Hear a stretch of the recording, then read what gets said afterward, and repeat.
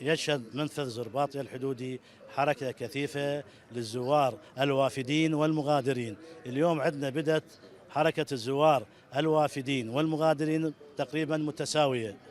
المنفذ زرباطي الحدودي وبتوجيه من السيد رئيس الهيئة بتقديم كافة الإمكانيات التي تسهل دخول الزائرين عبر المنفذ.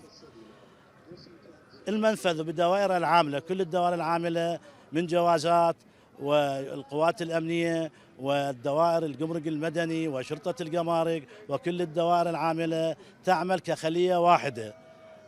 كذلك جهد متميز لمحافظة واسط هذا العام في تقديم الخدمات. كذلك المواكب الحسينية منتشرة داخل المنفذ وتقديم كافة الخدمات للزائرين الإيرانيين. بلغ عدد الزوار لغاية هذه اللحظة أكثر من 1,200,000 زائر. وهاي الأعداد راح تبقى مستمرة يعني في متزايد؟ يعني احتمال الأسبوع 18 صفر راح يبقى نفس الأعداد، هذا الصورة متساوية. وراء يوم 18 صفر راح نشهد عملية المغادرين أكثر من الوافدين.